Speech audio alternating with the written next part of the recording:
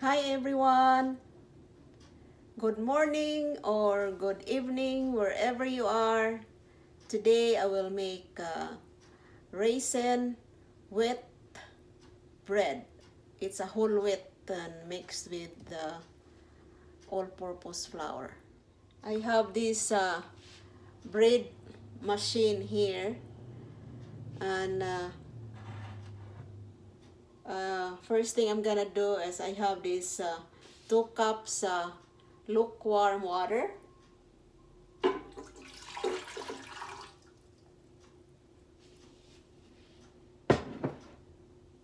And then 1/3 cup of dry milk powder.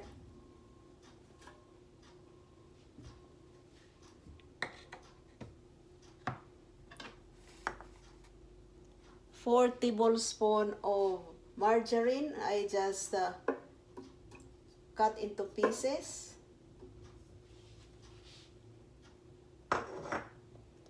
I have 1.5 teaspoon of salt,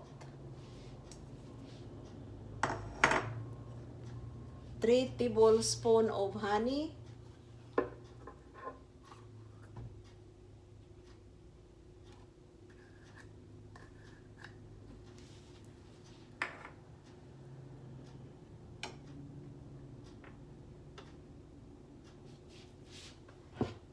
and a whole wheat for 1.5 cup.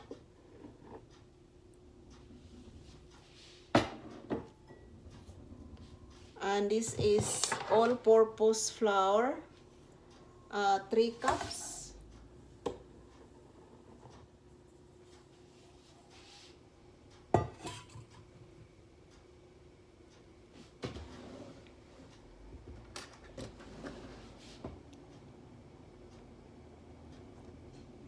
And 3 teaspoons of active dry yeast. I just make this hole in the middle. Dump the yeast there.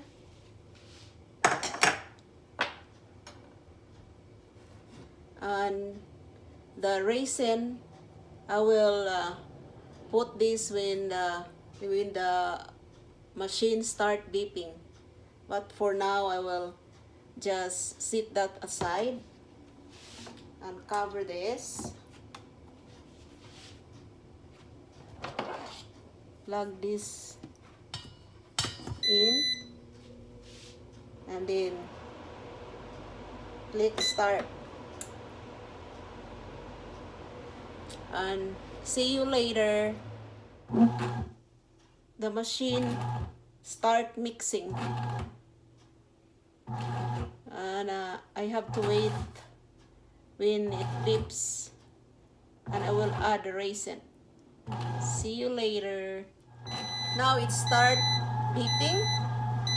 I will add 3/4 cup of raisin.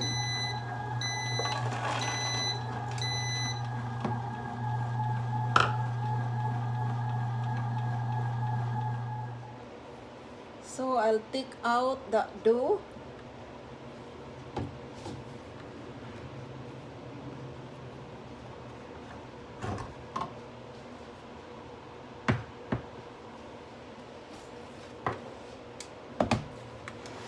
Set that aside and put it in a counter here. I have this dough here in the counter. I leave this for about 10 minutes. See you later. I have this dough here in the countertop, and I will leave this for about 10 minutes and cover with wax paper. And see you later. So 10 minutes after, I will take the wax paper and then I will move this into a loaf pan.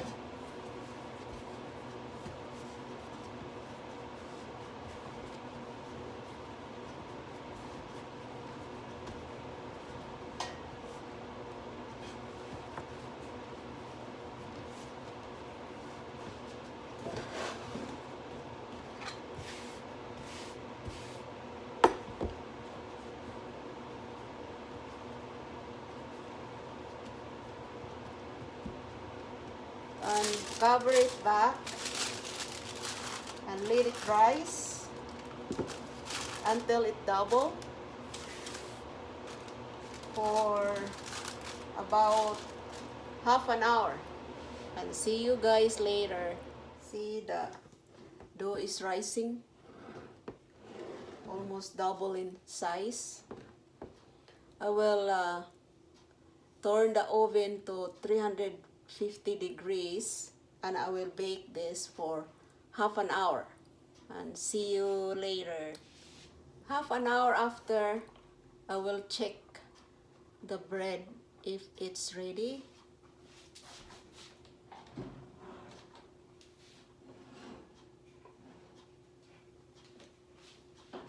Ta-da!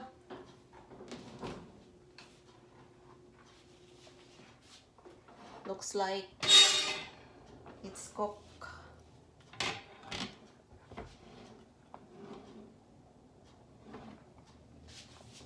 It's looking pretty good, guys. And smells really tasty to me. Just leave this for about 5 minutes. Now my bread is cooling off. Just gonna taste. I have a tuna sandwich here.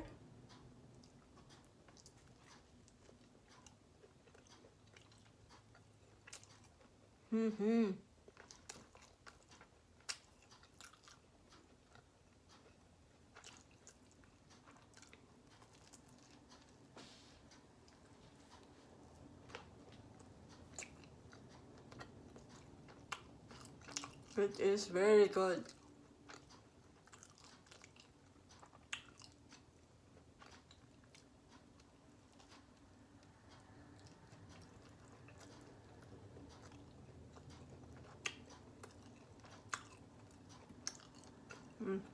Dripping. Homemade bread is the best. Okay. Thank you guys for watching my video. You have a nice day. Bye-bye.